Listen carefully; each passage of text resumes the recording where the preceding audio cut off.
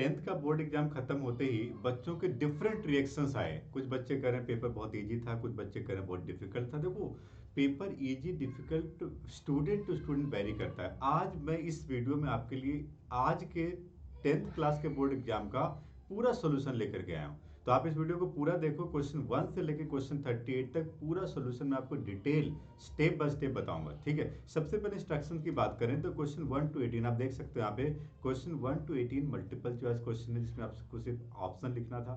Question 19 20 assertion reasoning है। Question 21 to 25 2 marks के very short answer question है। 26 to 31 short answer question 3 marks के हैं। 32 to 35 long answer question 5 marks के हैं। एंड लास्ट में 3 क्वेश्चन 36 37 38 जो केस बेस्ड क्वेश्चन है 4 मार्क्स के हैं। राइट, अब देखो step by step one by one हम सॉल्यूशन पे आते हैं। सबसे पहले क्वेश्चन वन एपी का क्वेश्चन है, आपने पढ़ा होगा अरिथमेटिक प्रोग्रेशन का। सबसे पहले पता करो कि एपी है कि नहीं, और है तो इसका नेक्स्ट टर्म क्या होगा। अब इस क्वेश्चन में हमसे पूछा गया कि नेक्स्ट टर्म बताइए। देखिए ध्यान से, नेक्स्ट टर्म पूछा गया root 18 can be written as square root of 3 multiply 3 multiply 2। इसको आप सिंप्लीफाई करके 3√2 लिख सकते हो। यदि मैं रूट 50 की बात करूं, it can be written as square root of 5 multiply 5 multiply 2। It can be written as 5√2।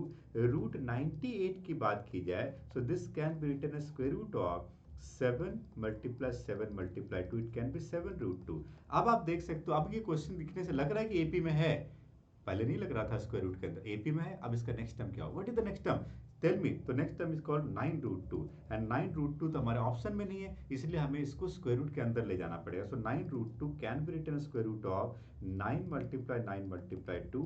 Finally it becomes square root of 162। So option C is correct. Okay, next question, फटाफट आगे बढ़ो। क्वेश्चन नंबर 2, क्वेश्चन 2 हमारे पास trigonometry का question, इसमें लिखा हुआ है, आप ध्यान से देखिए, x is equal to 6 sine A. यदि हम क्रॉस मल्टीप्लाई करें, फ्रैक्शन हटा दें, y can be written as 6 cos a। And when we are finding the value of x square plus y square, it can be written as 6 sin a whole square and plus 6 cos a whole square. तो it can be written as 36 multiply, यदि 36 common लिया जाए तो sign square A plus cos square. You know the identity, sine square A plus cos square is what, 1। So answer is what, 36। We can say option A is correct. Okay, question 3 पे आते हैं। Question 3 में हमारे पास एक बहुत simple सा question है trigonometry का, फिर से, जिसमें सेक थीटा दिया हुआ है। आप देख सकते हो क्वेश्चन में लिखा हुआ है 4 sec theta minus 5 equal to 0। So sec theta equal to what, we can say 5/4।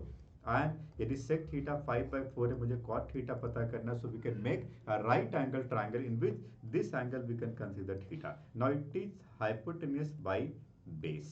What is sec theta? It is h by b. Now we can find the perpendicular by Pythagoras theorem. It is 3. So when we are finding the cot theta, we can say cot theta is base by perpendicular. So 4/3 we can say option D is correct. आगे बढ़ते हैं question 4 एक बहुत simple सा question में आपको देख के पता लग जाएगा कि कौन सा टॉपिक का क्वेश्चन है। लीनियर इक्वेशन, हमने पढ़ा था लीनियर इक्वेशन में कि आप कोफिशिएंट के रेशियो से कैसे बता सकते हो कि इसका इनफाइनाइट सॉल्यूशन होगा, यूनिक सॉल्यूशन होगा या नो सॉल्यूशन होगा। उसके बेसिस पे लाइंस का पता लगा। ओके, तो मेरे पास दो इक्वेशन है, 3x plus 4y equal to 5, 6x plus 8y equal to 7। आप देख सकते हो a1/2, 3/6 को मैं 1/2 लिख सकता हूँ, 4/8 को मैं अगेन 1/2 लिख सकता हूँ, एंड 5/7 को मैं 5/7 लिख सकता हूं। तो आप देख सकते हो a1/2 is equal to b1/b2 is not equal to c1/c2। तो ग्राफ बनाने की जरूरत नहीं, आप सीधा कर सकते हो। द सिस्टम है no solution. What do mean by no solution, the line is parallel. If two lines are parallel, the system has not point of intersection, not any point of intersection. So answer is what? Parallel line. Option A is correct. Okay. Question 5 में आप देख रहे हो sum and product. हमने polynomial में पढ़ा था, कि sum of the root can be written as minus b by, it can be 6/5 and the product of the root can be written as c by, it is 21/5। यदि मुझे इन दोनों का ratio पता करना है तो इन दोनों को डिवाइड करना पड़ेगा। 5 से 5 कैंसिल, इट इज 6/21। यदि आप कैंसिल करते हो 3 से तो 2/7 आ जाएगा। तो answer is what, option B. Okay, question 6, यदि आपको लग रहा है बहुत स्पीड में जा रहा हूँ, कोई बात नहीं, वीडियो को रिवाइंड करो, पॉज करो, दोबारा देखो, हम तेजी से आगे बढ़ेंगे। मैं फटाफट 1 से 1.5 घंटे के अंदर इस पूरे सोल्यूशन कंप्लीट करना। ओके, क्वेश्चन 6 की बात करते हैं। मीन का क्वेश्चन है। मीन का फॉर्मूला आपने पढ़ा होगा, mean is equal to sum of all observation 2 plus 9 plus x plus 6 plus 2x plus 3 and plus 5 plus 10 plus 5 sum of observation by number of observation। Count करो observation को, 1 2 3 4 5 6 7, okay 7। यदि मैं cross multiply करता हूं तो 49, मुझे x की value पता करनी है। लाइक टर्म्स को ऐड करो, 9 plus 2 11, 11 plus 6 17 plus 3 20 plus 5 25 plus 10 35 plus 5 40 and plus x वाले टर्म क्या आ गया 3x। तो we can say it is 49 minus 40, it becomes 9 is equal to 3x, so x can be written as what 3। Option D is correct. Okay, question 7 फटाफट आगे बढ़ रहे हैं। क्वेश्चन 7 को देखो, एक प्रोबेबिलिटी का छोटा सा क्वेश्चन। प्रोबेबिलिटी का कॉन्सेप्ट क्या था, फॉर्मूला क्या था, probability is equal to what, number of favourable outcome by total number of outcome. What is total number of outcome, we can see the question, the total number of outcome is 40 and now we have to find the favourable outcome. So यहाँ पे total outcome 40 हो गया। How to get the favorable outcome? See, find the probability of the number divisible by 7, number multiple of 7। 1 से 40 में कौन सा number 7 का multiple है, ढूंढो। 7 14 21 28 35। So how many numbers are there? 5 numbers are there. So favorable outcome क्या हो गया 5। So we can say the probability is 1/8। Cancel कर लो, option B is correct. Okay, question 8। Question 8 में पेरीमीटर पता करना है, perimeter of a sector of a circle. Okay, बहुत अच्छी बात है। ओके, सेक्टर बताऊं पहले। ये सेक्टर है हमारे पास, सेक्टर का perimeter. What do you mean by perimeter? Perimeter is called the length of arc plus radius plus radius। Perimeter का मतलब होता है length of boundary। तो पूरी बाउंड्री का लेंथ क्या है, L plus 2r। So we can say it is L plus 2r।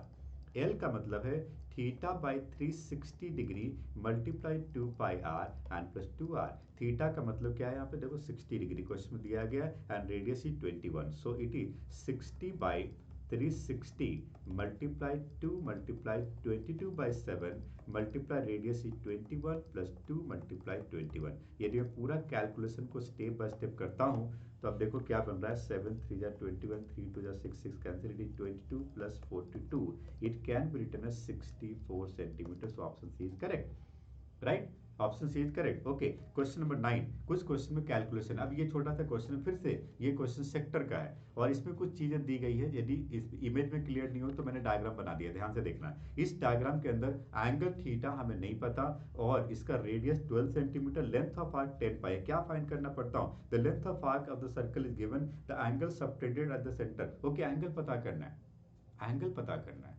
How to get the angle? We know the formula of length of arc, which is theta by 360 degree multiplied 2 pi r। Use this formula। So length of arc is 10 pi, theta find करना है by 360 degree multiply 2 pi multiply 12।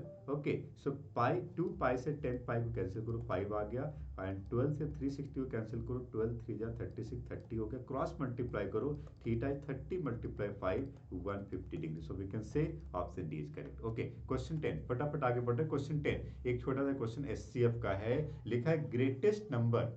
Greatest का मतलब क्या होता है, HCF great. अब यहाँ पे चैलेंजिंग पार्ट क्या है कि इस पे रिमाइंडर भी दिया हुआ है, तो रिमाइंडर को सब्ट्रैक्ट कर दो, आपको डिविडेंड मिल जाएगा। तो मैं 281 माइनस 5 कर देता हूं तो ये बनता है 276 एंड 1249 में 7 सब्ट्रैक्ट करता हूं तो बनता है 1242। तो मेरे पास दो नंबर्स आ गए और मुझे इन दोनों नंबर का एचसीएफ पता करना और वो इस क्वेश्चन का आंसर होगा। Okay, 276 and 1242। You know how to find the HCF? ये आपको एचसीएफ फाइंड करना आता है। आप प्राइम फैक्टराइज करो, इसका हाईएस्ट कॉमन फैक्टर पता करो, तो इन दोनों का एचसीएफ जो होगा 138 होगा। तो answer is what, C, that is 138। अब एचसीएफ फाइंड कर लेना। आगे बढ़ते हैं, क्वेश्चन 11। क्वेश्चन 11 फिर से एपी का छोटा सा क्वेश्चन है, 1 मार्क का क्वेश्चन, एक एक मिनट का आप देख रहे हो। The number of terms in the AP. Okay, इस एपी का फर्स्ट टर्म 3 है, इस एपी का कॉमन डिफरेंस 3 है। पढ़िए क्वेश्चन को। इस एपी का nth टर्म 111 है और मुझे नंबर ऑफ टर्म्स n पता करना है। So we can apply the formula an is equal to a plus n minus 1 multiply d। We can put the value, it is 111 is equal to 3 plus n minus 1 multiply 3। It is 111 is equal to 3 plus 3n -3, ये cancel हो गया। 111 equal to 3 and n can be written 111 by 3, cancel करो, answer क्या आ गया 37। So option C is correct, 37 is answer. AP का छोटा सा फॉर्मूला बेस्ड क्वेश्चन जिसमें nth टर्म का फॉर्मूला हमने अप्लाई किया है। ओके, क्वेश्चन 12 कॉर्ड का क्वेश्चन पढ़िए ध्यान से। A chord of a circle of radius 10 centimeter subtend right angle at the centre. Okay, centre पे राइट एंगल 90 डिग्री का एंगल बना रहा है, लेंथ ऑफ द कॉर्ड पता करना है। बहुत बढ़िया क्वेश्चन है, कॉर्ड का लेंथ पता करना है, कॉर्ड का लेंथ पता करना है। अब ये ट्रायंगल कैसा है? ये एक राइट एंगल ट्रायंगल है। जब कभी राइट एंगल ट्रायंगल आता है हमारे दिमाग में ट्रिग्नोमेट्री आता है। हाँ, राइट एंगल ट्रायंगल ट्रिग्नोमेट्री कितना इजी क्वेश्चन है। देखो, अब देखो यहाँ पर यदि मैं एंगल्स की बात करूं तो ये दोनों एंगल इक्वल होगा। एक 90 डिग्री है तो ये क्या हो जाएगा 45 डिग्री, एंड ये भी क्या हो जाएगा 45 डिग्री। दोनों 45 डिग्री का एंगल है, और मुझे अब यहाँ पर tan 45 डिग्री का फॉर्मूला अप्लाई कर देना है। मुझे क्या पता करना है, सॉरी क्या पता करना, length of chord. Okay, sine पता कर लो, sine sine 45 degree. Sine 45 degree can be written as base, तो इसमें बेस क्या हो जाएगा, बेस वी कैन से ओ ए, एंड हाइपोटेन्यूज क्या हो जाएगा ए बी। सो यदि मैं वैल्यू पुट करता हूँ sine 45 degree 1/√2 is equal to O is equal 10 and A B is call length of arc जो हमें पता करना था after cross multiplying A B is call 10√2 centimetre. तो final answer is what, option B. Option B the answer for this question, right. तो यह question था trigonometry. ये आइडेंटिफाई करना इंपॉर्टेंट है, ये क्वेश्चन ट्रिग्नोमेट्री का है, और राइट एंगल ट्रायंगल आते ही आपके दिमाग में स्ट्राइक होना चाहिए। ओके, क्वेश्चन 13 की बात करते हैं, LCM of the number. You know how to find LCM, करो। एलसीएम फाइंड करना, लिस्ट कॉमन मल्टीपल 28, 44 एंड 132 का एलसीएम फाइंड करना है। The best idea by prime factorization method. तो मैं इसको यदि करके देखता हूं तो ये मिलता है 2 square multiply 7 to the power 1, 7 4 जा 28, और ये मिलता है 2 square and multiply 11 to the power 1, 11 4 जा 48, 132 को यदि किया जाए प्राइम फैक्टराइज मैं रफ में कर लेता हूँ 2, ये बनता है 6 2 जा 12 एंड 12 66 और 2 33 एंड 3 11, तो ये बनता है 2 to the power 2 multiply 3 to the power 1 multiply 11 to the power. अब एलसीएम का मतलब होता है कि आप इन सभी प्राइम नंबर्स का हाईएस्ट पावर को मल्टीप्लाई कर दो, उसको हम कहते हैं एलसीएम। एलसीएम फाइंड करने कई मेथड होते हैं, आपने बचपन में सीखा था कि एलसीएम को हम ऐसा एक साथ तीनों नंबर लेके ही फाइंड कर सकते हो, वैसा कर लो, मुझे तो आंसर से मतलब है यार। तो करते हैं, देखो हाईएस्ट पावर ऑफ 2 क्या है 2 to the power 2, highest power 3 क्या है 1, हाईएस्ट पावर ऑफ 7 क्या है 1, हाईएस्ट पावर ऑफ 11 क्या है 1। तो ये होगा 4 मल्टीप्लाई 3 12 मल्टीप्लाई 7 मल्टीप्लाई 11, तो ये बन गया 12 मल्टीप्लाई 11 132 मल्टीप्लाई 7 मल्टीप्लाई कर लो 7 2 जा 14 and 91 92 924। So option D is correct, answer is what 924। This is LCM, simple LCM का क्वेश्चन था, कोई बड़ी बात नहीं थी, 7th 6th क्लास में पढ़े ये सब हम लोग। क्वेश्चन 14 की बात करते हैं, छोटा सा क्वेश्चन, सीधा आंसर लिखेंगे। The product of two coprime numbers of 553, if the product of two coprime number is 553, okay, दो को प्राइम नंबर का प्रोडक्ट 553 है, बहुत बढ़िया। और इसका हमें एचसीएफ पता करना, ऑफ कोर्स एचसीएफ 1 होगा, इसमें सोचने वाली क्या बात है। 553 किसी से डिविजिबल है क्या, बताओ, नहीं है ना, तो एचसीएफ क्या हो जाएगा 1 हो जाएगा। So option A is correct in this question. Okay, question 15, question 15 में लिखा है alpha and beta are the zeros of the polynomial. Okay, ठीक है, तो के x square minus 30x plus 45k, इसका जीरो क्या है, अल्फा एंड बीटा है। ओके, तो अल्फा प्लस बीटा क्या हो जाएगा, alpha beta, alpha plus beta हो जाएगा 30/k minus B by, and alpha into beta क्या होगा c bye, that is 45k/k, है ना, यही है ना, तो इसको मैं 45 लिख सकता हूँ सीधा। अब क्वेश्चन में लिखा हुआ है कि alpha plus beta alpha beta के इक्वल है, इसका मतलब 30/k can be written as 45, so k can be written as 30/45 and it is 2/3। तो आंसर क्या आ गया 2/3, option D is correct, very simple, 2/3 इसका करेक्ट आंसर है। अल्फा प्लस बीटा को अल्फा बीटा दिए, इस तरह के बहुत सारे क्वेश्चन में मिले। ओके, क्वेश्चन 16 की बात करते हैं, फिर से एक छोटा सा क्वेश्चन टैंजेंट का, सर्कल का क्वेश्चन है। In the given figure R J and R L are two tangent, पढ़ो क्वेश्चन को, डायग्राम को देखो, if R J L is 42 degree, बहुत बढ़िया, measure of J O L, J O L पता करना है हमें, ये एंगल पता करना है। तो मैं एक काम करता हूँ, जस्ट अ मिनट, मैं एक काम करता हूँ इसमें, मुझे ये वाला एंगल पता करना है, ठीक है। और आर जे एल 42 डिग्री दिया हुआ है, ठीक है, ये 42 डिग्री दिया हुआ है।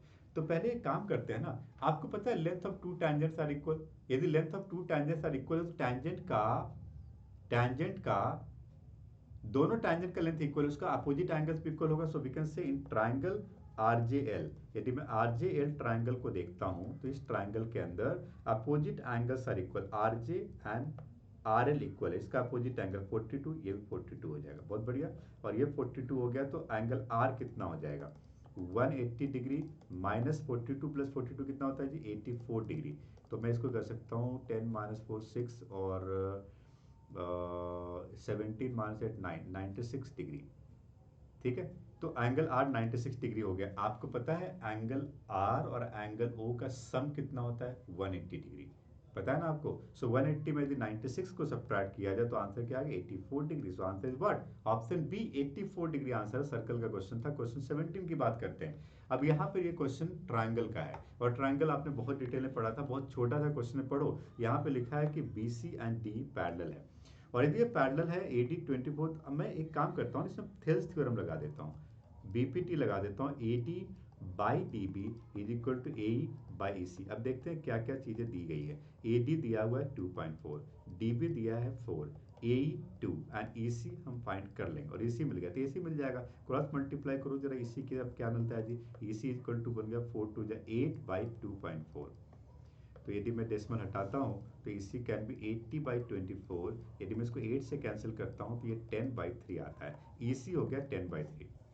ईसी क्या हो गया, 10/3। हमें एसी पता करना है। So AC can be written as, what is AC, AC can be written as, diagram को देखो, एई प्लस ईसी, एई कितना था जी, एई कितना था 2, तो 2 प्लस 10/3, तो आंसर कितना आ गया 16/3 centimeter. So we can say option C is correct in question number 17, right. Okay, question 18 MCQ का लास्ट क्वेश्चन, फटाफट आगे बढ़ रहे हैं हम लोग। अ वर्टिकल पोल, अच्छा ये क्वेश्चन तो मुझे लग रहा है हाइट्स एंड डिस्टेंस का, देखते हैं क्या, डायग्राम बना के देखते हैं, डायग्राम बना के देखते हैं इसको। A vertical pole of length 7.5 centimetre, cast shadow 5 metre. Okay, 7.5 metre का पोल है एंड 5 मीटर का शैडो कास्ट कर रहा है, and the ground at the same time a tower, okay, tower cast shadow 24 metre, शायद at the same time 24 metre, and height of the tower H पता करना। बहुत बढ़िया क्वेश्चन है। एट द सेम टाइम है ना, मतलब एंगल ऑफ एलिवेशन सेम होगा। आप कह सकते हो इन दोनों ट्राइंगल सिमिलर ट्राइंगल है और इनका रेशियो सेम होगा।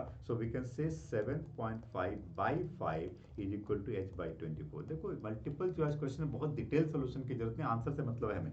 आगे बढ़ते हैं, H can be written at, cross multiply के 7.5 मल्टीप्लाई 24/5।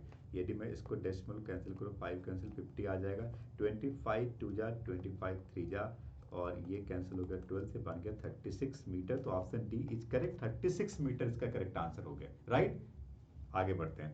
अब देखो अगला क्वेश्चन, अगला जो पार्ट है एसर्शन रीजन का। एसर्शन रीजन का पहले लॉजिक समझो। एसर्शन रीजन के क्वेश्चन में दो स्टेटमेंट होते हैं, एक एसर्शन एक रीजन, और आपको देखना है कि एसर्शन और रीजन क्या दोनों ट्रू है। यदि दोनों ट्रू है तो ऑप्शन ए या बी सही हो सकता है, यदि एक फॉल्स है तो ऑप्शन सी या डी हो सकता है। ऑप्शन ए क्या है, assertion and reason both are true and reason is the correct explanation of the assertion. Option B क्या है, assertion and reason both are true but reason is not the correct explanation of assertion.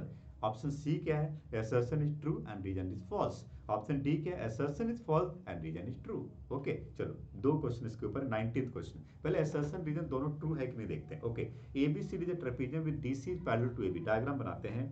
ABCD is a trapezium, ABCD is a, ABCD is a trapezium, okay, ABCD is a trapezium। इसमें ABCD में आप देखो DC is parallel to AB, E and F are the point on AD and BC respectively, okay, such that EF is parallel to AB। बहुत बढ़िया, EF is parallel to AD। और हमें कहना है, प्रूफ करना है कि AE by ED, देखो diagram, AE by ED is equal to FC by BF/FC। बहुत बढ़िया, डायग्राम से बिल्कुल क्लियर है। मैं कह सकता हूं कि AE/DE, इस बात को हम प्रूव कर चुके हैं ट्राइंगल में, इज इक्वल टू BF/FC। तो फर्स्ट स्टेटमेंट तो ट्रू हो गया। ओके, सेकंड देखते हैं। लिखा any line parallel to the parallel sides of the trapezium divide the non parallel side proportionally. Exactly यही तो थ्योरम था जिसके बेसिस पे हमने कहा कि ये रेशियो इक्वल होगा। इसका मतलब रीजन एसर्शन का करेक्ट एक्सप्लेनेशन है। तो मैं कह सकता हूं इस क्वेश्चन का करेक्ट आंसर है option A in 19th question. Okay, now see question 20। Question 20 एक स्टेटमेंट बेस्ड क्वेश्चन है, पढ़िए। लिखा है degree of A zero polynomial is not defined. Of course ये ट्रू है। Degree of zero polynomial, zero polynomial की degree क्या होगा? Not defined. डिग्री कैसे फाइंड कर सकते हो zero polynomial? Okay, degree of a non zero constant polynomial zero. Okay, constant का डिग्री क्या होता है? कोई कांस्टेंट है, इसमें वेरिएबल नहीं, मतलब x to the power zero, इसका डिग्री क्या होता है? जीरो। बट ये दोनों सेंटेंस लिंक्ड नहीं है, ये दोनों ट्रू है, but they are, these statements are not related. तो यहां पे मैं कह सकता हूं ऑप्शन बी। ऑप्शन बी का मतलब है assertion and reason both are true but reason is not the correct explanation of assertion। Okay, question 21 की बात करते हैं। अब वेरी शॉर्ट आंसर पे आगे, 1 मार्क का क्वेश्चन खत्म हो गया। क्वेश्चन 21 की बात करते हैं। इसमें लिखा हुआ है if two tangent incline at an angle of 60 degree. Diagram सामने बना दिया हमने, पढ़ो डायग्राम को, देखो। And radius 3 centimetre, find the length of each tangent. हमें टैंजेंट का लेंथ पता करना है। अब देखो ना, ये क्वेश्चन ट्रिग्नोमेट्री का है। हमने पढ़ा था सर्कल में कि radius is perpendicular to the tangent. यदि radius perpendicular to the tangent है, इसका मतलब आपको, यदि मैं मार्किंग करता हूं A P and A Q and ये ओ, तो angle P and angle Q क्या है? 90 डिग्री है। और 90 डिग्री मतलब राइट एंगल का सोचो, राइट एंगल ट्रायंगल कैसे बनेगा? यदि मैं कंस्ट्रक्शन करूंगा और इस कंस्ट्रक्शन में इस एंगल को 30 डिग्री लेते हैं। नाउ ट्रायंगल AOP एक राइट एंगल ट्रायंगल है, और इस राइट एंगल ट्रायंगल में एंगल ये 30 डिग्री है। आपको लगानी है ट्रिग्नोमेट्री एंड फाइंड करना है length of tangent. Very simple, मैं यहाँ पे लगाता हूँ tan 30 degree. In this triangle tan 30 degree is called perpendicular by base. tan 30 degree की वैल्यू है 1/√3 एंड PO का मतलब 3 एंड AP का मतलब क्या है? फाइंड करना है। क्रॉस मल्टीप्लाई करो, we can say AP equal to 3√3 centimetre. तो आंसर क्या आ गया? 3√3 सेंटीमीटर। ठीक है जी। हालांकि इसके और में भी जो क्वेश्चन, वो भी बहुत आसान क्वेश्चन आपने किया था, बट कोई बात नहीं, एक क्वेश्चन करते हैं, आगे बढ़ते हैं। ओके, क्वेश्चन 21 का आंसर मिल गया। Now see question number 22। Question 22 में आप देख रहे हो छोटा सा वैल्यू बेस्ड क्वेश्चन, सिर्फ वैल्यू पुट करनी है, आपको आंसर मिलेगा। आप यहाँ वैल्यू पुट करिए, 2 multiply tan 30 you know 1/√3 sec 60। Okay, cos 60 क्या होता है? cos 60 क्या होता है? तो पहले sin 60 तक जाओ। sin 60 2 3/2, cos 60 1/2, sec 60 2। मैंने आपको बताया था कि किस तरीके से आप इस वैल्यू को पता करें। तो देखो, हमारे पास chapter wise detailed video lecture दिया हुआ, आप लिंक डिस्क्रिप्शन में देख सकते हो। यदि किसी चैप्टर में आपको कॉन्सेप्ट समझ में नहीं आ रहा है, उस कॉन्सेप्ट का बहुत डिटेल, पूरे चैप्टर का 1 शॉट वीडियो भी है, डिफरेंट क्वेश्चन के आंसर का सिंगल सिंगल वीडियो भी है। तो आप कॉन्सेप्ट को और डिटेल में देख सकते हो, यदि कहीं पर दिक्कत हो कि वैल्यू कैसे फाइंड करते हैं, इसको कैसे याद करते हैं। ठीक है, ओके। 1 माइनस साइन 60 की वैल्यू क्या होती है? √3/2 होल स्क्वायर। यदि मैं इसको सिंप्लीफाई करता हूँ तो ये 4/√3 न्यूमरेटर में आ गया, 1 माइनस 3/4 आ गया। मैं इसको कर सकता हूँ, ये 4/√3 by 1/4, it is 4/√3 multiply 4/1, it is 16/√3। The answer is what? 16/√3 इसका आंसर है। ओके, अगला क्वेश्चन, फटाफट आगे बढ़ते हैं। अगला क्वेश्चन फिर से ये पॉलिनोमियल का क्वेश्चन है। यहाँ पे हमारे पास एक पॉलिनोमियल है fx² sorry 5x² minus 6x plus 1, और मुझे क्या पता करना है? Alpha plus beta plus alpha beta. कितना सिंपल, भी एमसीक्यू में इस तरह के बहुत सारे क्वेश्चन हम लोग किए। You know alpha plus beta is minus b by a. Okay, so alpha plus beta is minus b by, it can be 6/5 and alpha beta can be written as c/8 is 1/5। Answer is what? 7/5। So question 23 का answer हो गया 7/5। Okay, question 24। Question 24 में हमारे पास है find the ratio in which the point divide the line segment. Okay, हमने इसका diagram आपको बताया था, आप फिर से सुनो। ए एंड बी हमारे पास पॉइंट है -6, 10 एंड पॉइंट बी का कोऑर्डिनेट है 3, -8। हमारे पास एक ऐसा पॉइंट है जो कि इस लाइन सेगमेंट को कुछ रेशियो में डिवाइड कर रहा है, और रेशियो क्या है? k:1 है। ओके, यदि मुझे पॉइंट पी का कोऑर्डिनेट पता करना हो तो मैं क्या करूंगा? मुझे अल्टीमेटली रेशियो पता करना है। यदि मुझे पॉइंट पी का कोऑर्डिनेट पता करना होता, सेक्शन फॉर्मूले से ये क्या बनता? ये बनता mx2 plus nx1 by m plus n। ठीक है, और दूसरा बनता -8k my2 plus ny1 by m plus n। अब आप आइदर x कोऑर्डिनेट को x के साथ या y को y के साथ इक्वेट कर दो। यदि मैं x कोऑर्डिनेट को x के साथ इक्वेट करता हूं तो 3k - 6/k+1 क्वेश्चन में दिया हुआ है -4। After cross multiplying 3k-6 is equal to -4k-4, तो इट कैन बी रिटन है 7k is equal to 6 - 4 क्या होगा जी 2, then k can be written है 2/7, तो रेशियो क्या मिल गया finally 2:7, this is the answer, the final answer we can say 2:7, this is the answer for this question. Okay, आगे बढ़ते हैं, अगला क्वेश्चन हमारे पास है क्वेश्चन 25।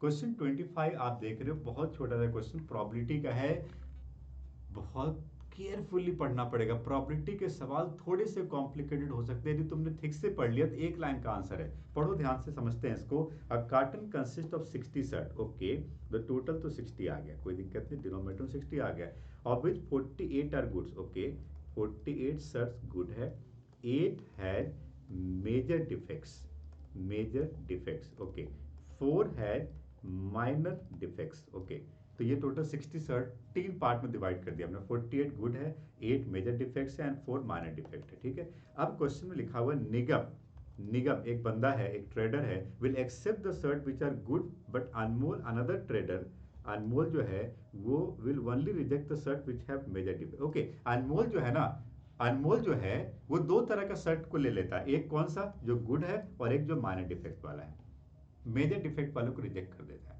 अब क्वेश्चन लिखा है कि find the probability that it is acceptable to Anmol, तो अनमोल के बारे में पढ़ो ना कि अनमोल क्या करता है, अनमोल मेजर डिफेक्ट्स वाले को नहीं लेता है, माइनर डिफेक्ट्स वाले को और गुड वाले को लेता है, ये टोटल कितना है 48 + 4, ये इसका फेवरेबल आउटकम हो गया, तो आंसर इज 52/60, यदि मैं इसको कैंसिल करता हूं ये 13/15 आ जाएगा, द आंसर इज व्हाट 13/15। अभी तक 2 मार्क्स का क्वेश्चन चल रहा था, आगे बढ़ते हैं क्वेश्चन 26। इररेशनल नंबर, आपको याद है इसका पूरा प्रूफ हमने बताया था और आपने कितनी प्रैक्टिस की होगी इसके ऊपर, √3 इररेशनल नंबर प्रूफ करना है, आपने क्या किया था, लेट, हम इसको मेथड ऑफ कॉन्ट्राडिक्शन से करते हैं, हमने कहा √3 को इररेशनल प्रूफ करना है, √3 को रैशनल मान लो, लेट √3 p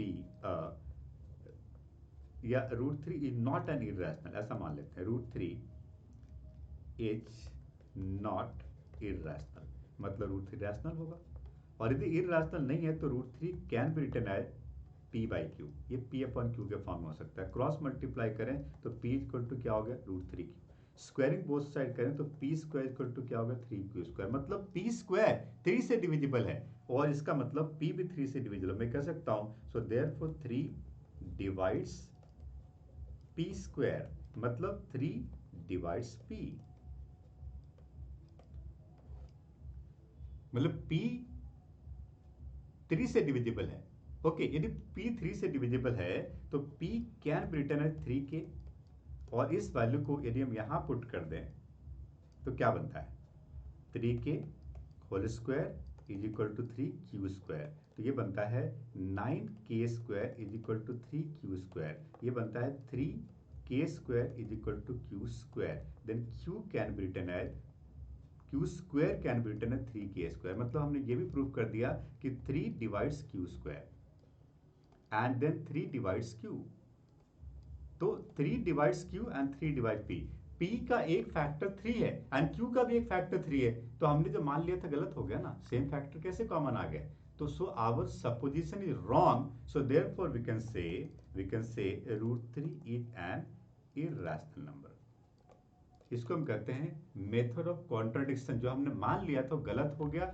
इसलिए रैशनल नहीं इररेशनल होगा, राइट, ओके, आगे बढ़ते हैं क्वेश्चन 27। क्वेश्चन 27 एपी का क्वेश्चन है, फार्मूला, एपी एकदम फार्मूला बेस्ड चैप्टर, पे कुछ दिमाग लगाने नहीं, फार्मूला लगाओ, देखो क्या गिवन सिचुएशन है, the sum of first 14 terms of the AP is 14, sum of first 14 terms is 1050 and first term is 10, then okay, तो S14 का फार्मूला लगाता हूं n/2 multiply 2a plus n -1 multiply d is equal to 1050, मैंने क्या किया formula लगा दो सीधा, ए फर्स्ट टर्म क्वेश्चन में दिया है, कितना दिया है 10, ओके, वैल्यू पुट करते हैं 7 मल्टीप्लाई 10 2 जा 20 प्लस 13d, अननोन टर्म्स क्या है वो हमें मिल जाएगा यहाँ पे, तो ये हो जाएगा 7 2 जा 14 140 प्लस 13 7 जा 91d is equal to 1050, so 91d can be written as 0 5 -4 1 910, so d can be written as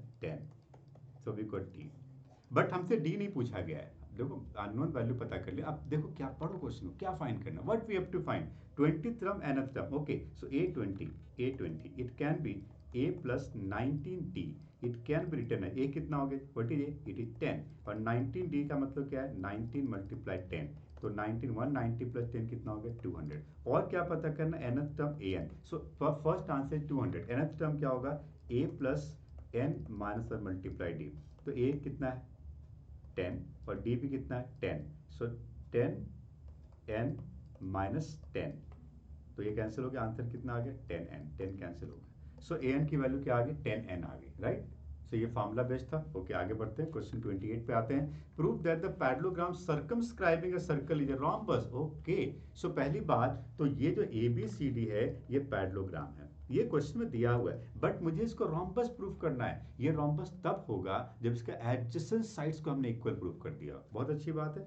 आपको याद है सर्कल चैप्टर में हमारे पास सिर्फ दो ही थ्योरम थे, जिसमें सेकेंड थ्योरम था कि किसी सर्कल में यदि कोई एक्सटीरियर पॉइंट होता है, उस एक्सटीरियर पॉइंट से जो दोनों टैंजेंट बनता है उन दोनों टैंजेंट का लेंथ हमेशा इक्वल होता है। सो मैं यहाँ पे कह सकता हूँ यहाँ पर AP is equal to AS, from exterior point A the length of two tangents are equal. Okay यदि मैं कहता हूँ point B, so we can say BP is equal to BQ।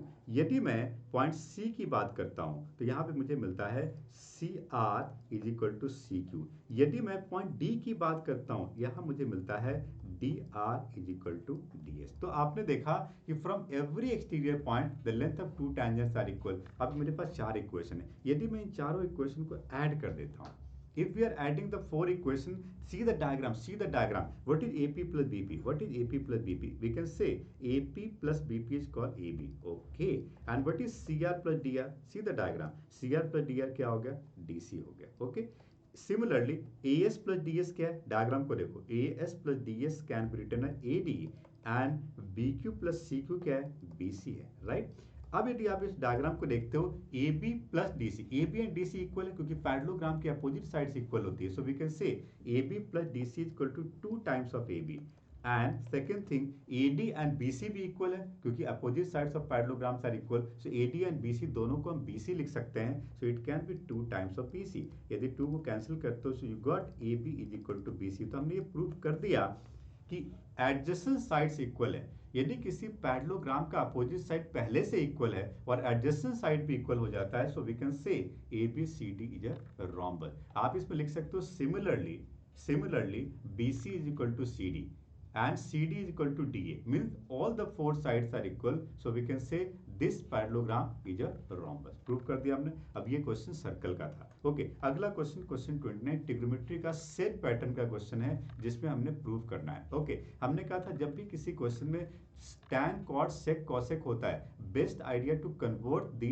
Into sin cos and then try to simplify by using some algebra or by using some algebraic identity। if we are starting from the left hand side, the left hand side is tan A by 1 minus cot A, tan A divided by, पहले मैं question को लिखता हूँ, tan A divided by 1 minus cot A plus cot A divided by 1 minus tan A। अब यदि आप sin cos में convert करते हो so it can be written as sin A divided by cos A whole divided by 1 minus cos A divided by sin A। sin cos में convert करके try to simplify this and cot A can be written as cos A divided by sin A and divided by 1 minus sin A divided by cos A। यदि आप denominator में LCM लेते हो तो ये बनता है sin A by cos A and divided by, it can be written as sin A minus cos A divided by sin A, right, plus यहाँ पे बनता है cos A divided by sin A and whole divided by, it can be cos A minus sin A divided by cos A, right। अब यदि आप इस denominator को numerator में लाते हो तो रेसिप्रोकल करना पड़ेगा और ये बन जाएगा, थोड़ा सा और ऊपर लिखता हूं, ये बन जाएगा sine square A divided by cos A multiply sine A minus cos a. Try to simplify, you will get the answer, plus this second term can be written as cos square A divided by sine A multiply cos A minus sine a, right? Okay, यदि मैं इस question में जो cos A minus sign है ना, इसका sign को change कर देता हूँ, कॉस ए माइनस साइन ए का साइन को चेंज कर देता हूँ, तो ये भी sine A minus cos A बन जाएगा, और मैं sine A minus cos A को कॉमन ले सकता हूँ डिनोमिनेटर में। So we can take 1 by sine A minus cos A common, 1 by sine A minus cos A को यदि मैं कॉमन लेता हूँ, so remaining part will become sine square A divided by cos A minus cos square A divided by sine a, right? ये हमने common ले लिया। Simplify करो और सिंप्लीफाई करो, take the LCM in this bracket, इस ब्रैकेट में LCM लो, क्या बन जाएगा? Sine cube A minus cos cube A divided by sine A minus cos A multiply sine A multiply cos ए। यदि न्यूमरेटर में आप A cube minus B cube की आइडेंटिटी लगाते हो तो ये बनता है sine A minus cos A minus B multiply A square plus B square and plus A B, क्या हो गया? Sine A cos A and whole divided by sine A minus cos A multiply sine A multiply cos A. ये factor cancel हो गया, क्या बन गया? ये बन गया finally 1 plus sine A multiply cos A and whole divided by, थोड़ा सा लेंथी क्वेश्चन था, साइन ए मल्टीप्लाई कॉस ए। यदि मैं यहाँ पर, मुझे आंसर किस में चाहिए? देखो ना, राइट हैंड साइड क्या है? 1 प्लस सेक ए कॉस ए के। यदि मैं इन दोनों को अलग अलग डिवाइड करता हूँ, तो first term will becomes 1 by sine A cos a and plus second term sin a cos a by sin a cos a क्या हो गया? 1. So finally it can be written as 1 by sin a cosec a and cosec a multiply 1 by cos a sec a plus 1. This is the right hand side. So we prove this. देखो questions, देखो इसमें कई सारी चीजें लगी, but आपने इस तरह क्वेश्चन बहुत प्रैक्टिस किए होंगे। कई चीजें लगी, आइडेंटिटी लगा, अलजेब्रा लगा, एलसीएम लिया हमने, साइन कॉस में कन्वर्ट किया, आइडेंटिटी लगाई, अलजेब्रिक ट्रिग्नोमेट्रिक दोनों। ओके, आगे बढ़ते हैं। ये क्वेश्चन था ट्रिग्नोमेट्रिक का। अगला क्वेश्चन हमारे पास है, बहुत बढ़िया बेसिक सा क्वेश्चन है प्रोबेबिलिटी का। आपने पढ़ा था when 3 unbiased coins toss simultaneously what are the total possible outcome. यहाँ पे टोटल पॉसिबल आउटकम ने ऐसा लिखा था, यदि आपने 3 कॉइन को एक साथ टॉस किया तो एच हो सकता है, एच टी आ सकता है, एच टी एच आ सकता है, एच टी टी आ सकता है ना? फर्स्ट कॉइन पे टेल आ सकता है, सेकंड पे है, थर्ड पे हेड, फर्स्ट पे टेल, सेकंड पे हेड, थर्ड पे टेल, फर्स्ट पे टेल, सेकंड पे टेल, थर्ड पे हेड, फर्स्ट पे टेल, सेकंड पे टेल, थर्ड पे टेल। सो यहाँ पे 8 पॉसिबिलिटी बन रही, देयर आर 8 पॉसिबिलिटी। सो यहाँ पे टोटल नंबर ऑफ आउटकम कितना हो गया? 8। टोटल नंबर ऑफ आउटकम क्या हो गया? 8। टोटल नंबर ऑफ आउटकम 8 हो गया, राइट? अब क्वेश्चन लिखा है प्रोबेबिलिटी पता करो, इन सब का फेवरेबल आउटकम पता करो। ओके, जब मैं इसका फेवरेबल आउटकम पता करूंगा ना, सबसे पहले मैं देखता हूँ एटलीस्ट 1 हेड, किसमें कम से कम एक हेड आ रहा है। तो कम से कम एक हेड आ रहा है, आप देखो ना, एच में आ रहा है, एच टी में भी आ रहा है, एच टी एच में भी आ रहा है, कम से कम एक हेड, कम से कम एक हेड। एक से ज़्यादा हेड भी हो सकता है, तीनों हेड भी हो सकता है, बट कम से कम एक हेड होना चाहिए। ये सारे वो आउटकम है जिसपे कम से कम एक हेड है। कितने आउटकम है? देखो 1 2 3 4 5 6 7, कितने आउटकम है? 7 आउटकम। इसका मतलब फर्स्ट पार्ट की प्रोबेबिलिटी 7 बाय 8। ओके, सेकंड में लिखा है एग्जैक्टली 1 टेल। एग्जैक्टली 1 टेल किसमें ढूंढो? एच टी, एग्जैक्टली 1 टेल, और किसमें? एच टी एच, और एग्जैक्टली 1 टेल किसमें है? टी एच में है। ओके, 2 हेड एंड 1 टेल, और ये सेम हो गया, 2 हेड एंड 1 टेल सेम हो गया, second and third part same है। सो मैं कह सकता हूँ यहाँ पर फर्स्ट पार्ट की जो प्रोबेबिलिटी है इसका आंसर 7 बाई 8 है, सेकंड पार्ट की प्रोबेबिलिटी का आंसर 3 बाई 8। फेवरेबल आउटकम सब में हमने फाइंड किया, टोटल आउटकम सब में सेम है। ओके, सो थर्ड पार्ट का आंसर भी सेम 3 बाई 8 होगा, राइट? ये छोटा सा क्वेश्चन प्रोबेबिलिटी का था। आगे बढ़ते हैं, हम तेजी से आगे बढ़ रहे हैं। 30 क्वेश्चन हमने कर लिया, फटाफट 31 पे आते हैं, 8 क्वेश्चन और रह गए। चलिए, Question 31. An arc of a circle of radius 10 cm subtend a right angle at the center of the circle. Okay, मुझे एक डायग्राम बनाना पड़ेगा। ओके, तो an arc of a circle of radius 10 cm, मैं एक सेक्टर जैसा बना लेता हूँ। Okay, an arc of a circle of radius 10 cm subtend a right angle at the center of the circle. Find the area corresponding to the major sector. Okay, सुनो ना, minor sector का area नहीं, major का पता करना है। तो major sector का जब एरिया पता करोगे तो मेजर सेक्टर का एंगल कितना हो जाएगा? 270 डिग्री। माइनर का एंगल 90 डिग्री है, तो मेजर का एंगल कितना है? 270 डिग्री। एरिया ऑफ, देखो ये क्वेश्चन थोड़ा सा ट्विस्टेड है। जनरली हम लोग माइनर सेक्टर ही पता करते हैं जनरली, बट यहाँ पे मेजर पूछा गया, एक छोटा सा चेंज करना है। देखो दो तरीका है, या तो एंगल चेंज कर लो, या माइनर सेक्टर का एरिया पता करके सर्कल के एरिया में सब्ट्रैक्ट कर दो।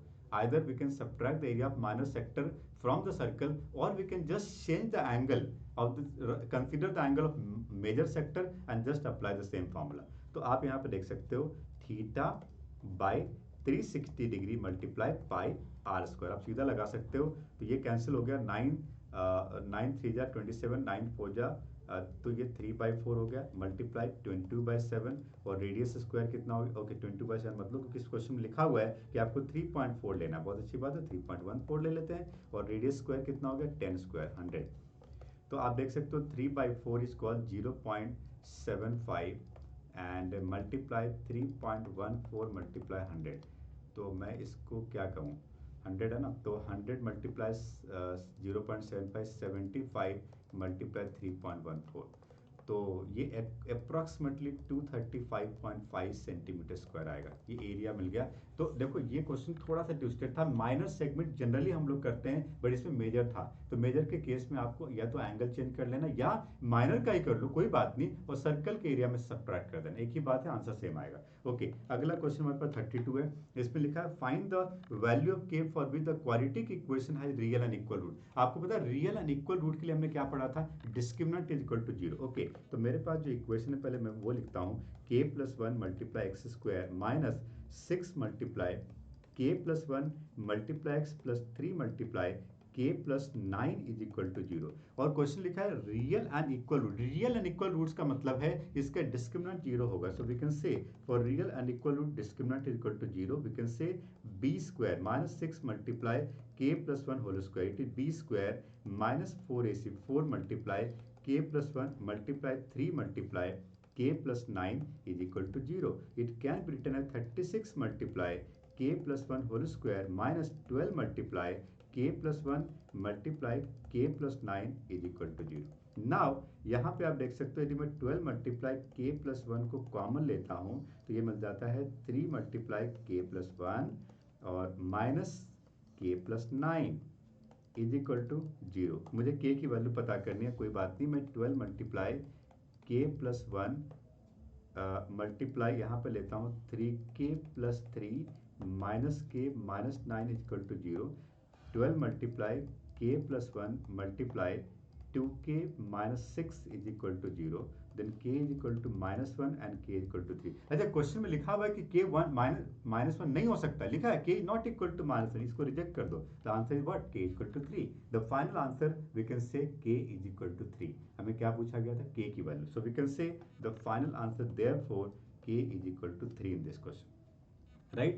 एक इसी में और का पार्ट है जो कि वर्ड प्रॉब्लम है, आप इसको भी कर सकते हो। आगे बढ़ते हैं, क्वेश्चन 33 की बात करते हैं। क्वेश्चन 33 हाइट्स एंड डिस्टेंस का छोटा सा क्वेश्चन, आपने प्रैक्टिस जरूर किया होगा क्योंकि ये सेट पैटर्न का क्वेश्चन है। मैं यदि डायग्राम बनाता हूँ तो क्वेश्चन ये लिखा हुआ है कि ये आपके पास एक ब्रिज है, ओके, ब्रिज है और ये रिवर है, ये रिवर का ग्राउंड लेवल है। तो लिखा है the angle of depression of banks on the opposite side of the river 30 degree and 60 degree, ठीक है। अब angle of elevation he depression, ऊपर से नीचे की तरफ देख रहे हो तो ये एंगल आपके पास बन रहा है 30 डिग्री का और ये एंगल बन रहा है 60 डिग्री का। If the bridge at the height of 4 metre, okay, bridge का हाइट 4 मीटर है, from the bank find the width of the river, और मुझे रिवर का विड्थ पता करना है। रिवर के विड्थ को मैं ए बी मान लेता हूँ और इसको मैं पी क्यू मान लेता हूँ। मुझे रिवर का विड्थ पता करना, मुझे लेंथ ऑफ ए भी पता करना है। देखो डिप्रेशन का क्वेश्चन है, याद रखना, डायग्राम में एलिवेशन मत यूज, डिप्रेशन। हालांकि ये बात सही है कि डिप्रेशन एलिवेशन के इक्वल होता है बाई ऑल्टरनेट इंटीरियर एंगल। सो ये जो एंगल 30 डिग्री है, angle A alternate interior angle से 30 डिग्री हो सकता है, ट्राइंगल के अंदर आ गया, और angle b alternate interior angle से 60 डिग्री हो सकता है। अब मेरी दोनों ट्राइंगल में ट्रिग्नोमेट्री अप्लाई करूं तो मैं A P and P B का लेंथ अलग अलग फाइंड कर सकता हूं और उन दोनों को ऐड करके ए बी का लेंथ आ जाएगा। सो मैं सबसे पहले कौन से ट्राइंगल को यूज करता हूं, ट्राइंगल ए पी क्यू, और इसमें मैं लगाता हूं tan 30 degree. So tan 30 degree can be written as P Q divided by A P, okay. So tan 30 की वैल्यू क्या है, 1/√3 is equal to 4 divided by A P. So A P can be written as 4√3 metre. So AP क्या मिल गया 4√3। अब मैं दूसरा PB पता करता हूं, तो मैं कौन सा ट्राइंगल लेता हूं, ट्राइंगल PBQ। ट्राइंगल PBQ में tan 60 डिग्री की वैल्यू जो है उसको मैं लिख सकता हूं PQ divided by PB। tan 60√3 equal to PQ, that is 4 divided by PB। After cross multiplying PB is equal to 4/√3 metre. अब मुझे AP और PB दोनों मिल गया, यदि मैं इन दोनों को ऐड कर देता हूं so will get the answer, that is the width of the river AB is equal to 4√3 plus 4/√3। So it can be written as, and 4 3 12 plus 16/√3 metre. यदि आप इसको रैशनलाइज करोगे it can also be written as 16√3/3 metre. ये आपका final exact answer होगा, इसमें आपको कोई मार्क्स नहीं कटेंगे। छोटा सा क्वेश्चन, या Heights and distance application of trigonometry का था। Okay, question 34। क्वेश्चन 34 ट्रायंगल का क्वेश्चन आ गया, ध्यान से पढ़ो। FEC एंड GDB ये दोनों कॉन्ग्रुएंट है। अच्छा, मैं देखता हूं डायग्राम में। FEC, ओके, FEC बहुत अच्छी बात है। FEC ठीक है, तो मैं एक काम करता हूं, मैं इसको मार्क करता हूं FEC, ओके, FEC ओके, ये वाला ट्रायंगल और GDB, GD ये ट्रायंगल, ये दोनों ट्रायंगल कॉन्ग्रुएंट क्वेश्चन में दिया हुआ है। अच्छा, ये दोनों ट्रायंगल कॉन्ग्रुएंट होने का मतलब है कि एंगल 3 और एंगल 4 इक्वल होगा। ध्यान से देखो डायग्राम में, ये दोनों ट्रायंगल कॉन्ग्रुएंट होने का मतलब by CP/CT we can say angle 3 equal to angle 4। और यदि एंगल 3 एंगल 4 के इक्वल है तो ट्रायंगल ABC में AC और AB इक्वल हो जाएगा। क्या हो जाएगा जी, AB और AC क्या हो जाएगा, इक्वल। इसका मतलब मुझे मिला AB और AC का रेशियो 1 मिला ना, ये एक इक्वेशन बना।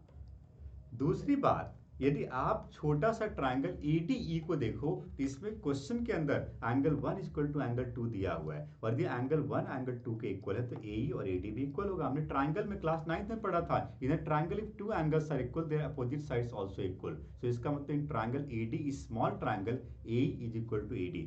सो इस क्वेश्चन में कह सकता हूं कि AE और AD इक्वल है। इसका मतलब मैं लिख सकता हूं कि AD by AE is equal to 1। ठीक है, अब इन दोनों इक्वेशन से मुझे क्या मिला, इन दोनों इक्वेशन से मुझे मिला AB by AC is equal to AD by AE। यदि मैं थोड़ा सा क्रॉस मल्टीप्लाई कर लूं तो मुझे मिलता है AB by AD is equal to AC by AE। देखो डायग्राम, क्या मिलता है मुझे, AB by AD is equal to AC by AE। And angle A इन दोनों ट्राइंगल में कॉमन एंगल है। हमसे कौन से ट्राइंगल को सिमिलर करने के लिए कहा गया था, हमसे जिस दोनों ट्राइंगल को सिमिलर करने के लिए कहा गया था उन दोनों ट्राइंगल के दो कॉरेस्पॉन्डिंग साइड का रेशियो इक्वल मिल गया, और एक एंगल ये दोनों में कॉमन एंगल है। मतलब by side angle side similarity we can say both triangles are similar. Prove that question था, हमने दोनों ट्राइंगल को सिमिलर कर लिया। कौन सा ADE एंड ABC। बट इसमें कॉन्सेप्ट थोड़ा सा अलग था, गिवन सिचुएशन अलग थी। इस तरह के बहुत सारे क्वेश्चन में प्रैक्टिस करिए, बट उसमें गिवन सिचुएशन डिफरेंट था, राइट। अब हम बात करते हैं question 35। Question 35 last question, long answer question का, इसके बाद हम केस बेस्ड क्वेश्चन पे आएंगे। Question 35, a wooden article was made by scooping out a hemisphere from each and. आप डायग्राम को देख रहे हो, एक सिलेंडर है और ये सॉलिड सिलेंडर है। आप इसको वुडन का मान लो, वुडन सॉलिड सिलेंडर, इसके अंदर से एक हेमिस्फीयर निकाल दो, ऊपर से दूसरा हेमिस्फीयर निकाल दो। अब ये सॉलिड शेप कैसा बना, इस पूरे सॉलिड शेप का मुझे टोटल सरफेस एरिया पता करना। मतलब मुझे जो पता करना है वो कैसे मिलेगा, टोटल सरफेस एरिया पता करना। इसका मतलब मुझे curve surface area of cylinder लेना पड़ेगा, and curve surface area of cylinder में मुझे 2 टाइम्स ऑफ, मतलब 2 हेमिस्फीयर है, 2 times of curve surface area of hemisphere को मुझे ऐड करना पड़ेगा। Curve surface area of cylinder क्या हो गया, 2 पाई RH। ठीक है, and 2 times of curve surface area of hemisphere, hemisphere का कर्व सरफेस एरिया कितना है, 2 पाई R स्क्वायर, तो ये हो जाएगा 2 पाई R स्क्वायर। तो इसमें यदि मैं 2 पाई R कॉमन लेता हूं तो क्या मिलता है, H plus 2R। Now we can put the value. अब हम इसकी वैल्यू पुट करें तो ये बनता है 2 मल्टीप्लाई, जहां पे पाई की वैल्यू नहीं दी गई उसमें 22/7 लिखा लेना है, क्योंकि इंस्ट्रक्शन ऊपर ही लिखा हुआ था फर्स्ट पेज पे कि जब पाई कंसीडर करना हो 22/7 लो। रेडियस, रेडियस यहाँ पे क्वेश्चन में दिखा है, पढ़ के देखता हूँ मैं क्या लिखा हुआ है। The if the height of the cylinder is 5.8 and the radius is 2.1, okay, तो हाइट, ओके पहले रेडियस तो कंसिडर करना है, तो रेडियस यहाँ पे हो जाएगा, radius is 2.1, okay, and height हो गया 5.8 and plus 2 times of the radius is 4.2। यदि मैं इसको कैंसिल करता हूँ तो ये हो गया 0.3, तो 44 मल्टीप्लाई 0.3 एंड मल्टीप्लाई 10, तो मैं इसको 44 मल्टीप्लाई 3 ले सकता हूँ and this can be written as 4 3 12 and 12 31 32 centimetre square. तो ये बन गया total surface area of what, this complete solid, जो स्कूपिंग आउट के बाद बचा है। कई बार बच्चे गलती क्या करते हैं ना, ऐड में सब्ट्रैक्ट कर लेते हैं, वॉल्यूम में सब्ट्रैक्ट करोगे। यदि आप इसका वॉल्यूम फाइंड करते हैं ना रिमेनिंग सॉलिड का, तो surface total volume of the cylinder में दो हेमिस्फीयर सब्ट्रैक्ट करते हैं। बच्चों की सरफेस एरिया पता करना है, आप प्रैक्टिकली सोचो कि कैसा सरफेस है। मान लो आपको पेंट करना है, किसको पेंट करोगे, curve surface area cylindrical part, और उसके बाद प्लस और किसको, हेमिस्फेरिकल पार्ट, ऊपर वाला हेमिस्फेरिकल पार्ट, नीचे वाला, इन सबको पेंट करना पड़ेगा। तो अल्टीमेटली पेंट आप जिसको करोगे वही वाला पार्ट तो सरफेस एरिया बना ना। दिया, इसका आंसर हो गया। अब हमारे पास तीन केस बेस्ड क्वेश्चन बने, फटाफट आंसर करते हैं, तीन क्वेश्चन और रह गए। अब देखो इसकी कहानी को पढ़ो। क्वेश्चन लिखा हुआ है कि एक पार्क है, और इस पार्क की पूरी कहानी के बाद हमने जो इसका निष्कर्ष निकाला उसमें कुछ इंपॉर्टेंट पॉइंट मार्क करता हूं कि इस पार्क में एक चाइल्ड का जो टिकट कॉस्ट है 150 रुपीज है, और एक एडल्ट का टिकट कॉस्ट 250 रुपीज है। ठीक है, बहुत अच्छी बात है। आगे पढ़ते हैं। अब इस क्वेश्चन में लिखा हुआ है कि एक दिन एक कैशियर ने पता किया, कैशियर ने काउंट किया तो उसको पता चला कि उसने 300 टिकट बेचे हैं एंड 55,000 रुपए कलेक्ट हुए हैं। ओके, क्वेश्चन का फर्स्ट पार्ट में लिखा है यदि हम नंबर ऑफ चिल्ड्रन को x मान लें और नंबर ऑफ एडल्ट को y मान लें। ओके, तो मेरे पास एक इक्वेशन बन रहा है 150x and plus 250y. This is total amount collected and which is called 55,000. यदि मैं इस लीनियर इक्वेशन को सिंप्लीफाई करना चाहूँ, 50 से कैंसिल कर दूं तो ये बनता है 3x plus 5y is equal to, इसको 50 से कैंसिल करूँ, 50 से एक जीरो कैंसिल हो जाएगा और 5 से कैंसिल करें तो 1100। तो ये बन गया फर्स्ट इक्वेशन। अच्छा, टोटल नंबर ऑफ टिकट कितना सोल्ड हुआ, 300। पढ़ो क्वेश्चन को, 300 टिकट मतलब x प्लस 5 की वैल्यू क्या है, 300 है। तो मेरे पास ये लीनियर इक्वेशन बना। ये क्वेश्चन लीनियर इक्वेशन है, और इस दोनों लीनियर इक्वेशन को सॉल्व करके आप x एंड y पता कर सकते हो। पर पढ़ो, केस बेस्ड क्वेश्चन पढ़ो, पूछा क्या गया है। केस बेस्ड क्वेश्चन में कभी पूरा नहीं सॉल्व करना है। केस बेस्ड क्वेश्चन में हमेशा वही पार्ट सॉल्व करना है जो हमसे पूछा गया है। तो पहला पार्ट क्या पूछा गया है, पढ़ो क्वेश्चन को। फर्स्ट पार्ट पूछा गया है कि if the number of children visited be x and number of adult be y, then write the given situation algebraically. Okay, तो ये दोनों सिचुएशन लिख दे, ये फर्स्ट पार्ट का आंसर हो गया। Okay, second, how many children visited, okay x की value पता करनी है। ओके, x की वैल्यू पता करनी है तो मैं y को कैंसिल कर देता हूँ। ओके, तो लीनियर इक्वेशन का सोल्यूशन करते हैं। यहाँ पे इन दोनों लीनियर इक्वेशन को सॉल्व करते हैं। मैं इक्वेशन 1 को मल्टीप्लाई कर देता हूँ 1 से और इसको 5 से। तो फर्स्ट इक्वेशन बना 3x plus 5y is equal to 1100 and ये बन गया 5x plus 5y is equal to 1500। यदि मैं इसको सब्ट्रैक्ट करता हूँ तो ये बनता है -2x is equal to -400, then x can be written as 200। तो आंसर क्या आ गया, 200।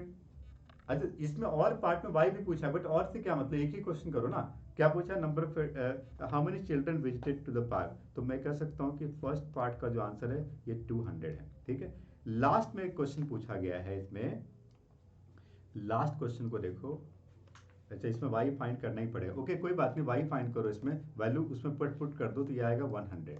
x एंड y दोनों फाइंड कर लिया हमने। अब लास्ट क्वेश्चन है, how many amount will be collected 250 children, 250 multiply x plus 100 adult visit the park. Okay, so 250 multiply 200 and plus 100 multiply 100, तो ये कितना बन गया, 25 टू जा 50,000 एंड प्लस 10,000, टोटल कितना हो गया, ₹60,000। तो इसका मतलब लास्ट पार्ट का आंसर है कि यदि 250 चिल्ड्रन 100 एडल्ट इस पार्क में आते हैं तो इसमें टोटल अमाउंट कितना कलेक्ट होगा, 60,000 रुपीज। राइट, ये देखो केस बेस्ड क्वेश्चन ऐसा लग रहा था कि बहुत डिफिकल्ट आएगा, बट क्या था, छोटा सा लीनियर इक्वेशन 2 वेरिएबल का क्वेश्चन था जो चैप्टर 3 में है। ओके, आगे बढ़ते हैं, अगला देखते हैं। नेक्स्ट क्वेश्चन क्वाड्रेंट ज्योमेट्री का है। ध्यान से यदि डायग्राम को देखो तो इसमें 3 पॉइंट दिए गए हैं। The first point is 4,6। The first point P का क्वाड्रेंट है 4,6, पॉइंट Q का क्वाड्रेंट है 3,2 ध्यान से डायग्राम को देखें एंड पॉइंट आर का कोऑर्डिनेट है 6,5। आप पूरा क्वेश्चन को पढ़ोगे। अब इसमें मैं देखता हूँ करना क्या है। पहला क्वेश्चन है, मैंने कहा क्या कहा था केस बेस्ड क्वेश्चन में आप क्वेश्चन को टू द पॉइंट आंसर करो। फर्स्ट पार्ट में क्या पूछा गया है, if A is taken as origin what are the coordinates of the vertices P Q and R. Okay, तो पी क्यू आर का वर्टिसेस क्या मिल गया हमें। ओके, आगे पूछा गया सेकंड पार्ट में कि find the distance P Q. Distance formula का क्वेश्चन है, कौन सी बड़ी बात है, पी क्यू का डिस्टेंस पता कर लो। पी क्यू का डिस्टेंस आपको पता है, मैं थोड़ा शॉर्टकट में चलता हूँ। आपको पता है formula square root of x2 minus x1 whole square plus y2 minus y1 whole square. तो ये बन जाएगा 4 minus 3 1 square 1 plus 6 minus 2 4 square 16। तो ये क्या आ गया, रूट 17। पी क्यू का डिस्टेंस। और क्या पूछा गया, Q R. Okay, Q R का डिस्टेंस करते हैं। क्यू आर का डिस्टेंस होगा 6 minus 3 whole square 9 and 5 minus 2 3 square 9। तो ये हो गया रूट 18। ठीक है, ओके। सो सेकेंड पार्ट का आंसर हो गया। ओके, इसमें जो सेकेंड और वाला पार्ट है छोड़ दो, ऐसे आप कर सकते हो, इंटरनल डिवीजन सेक्शन फार्मूला का है। थर्ड पार्ट में लिखा है find out if P Q are is an isosceles triangle. अब कहा जा रहा है कि पता करो क्या पी क्यू आर आइसोसेलेस है, तो मुझे पी आर भी पता करना पड़ेगा। ओके, पी आर का डिस्टेंस पता करता हूँ।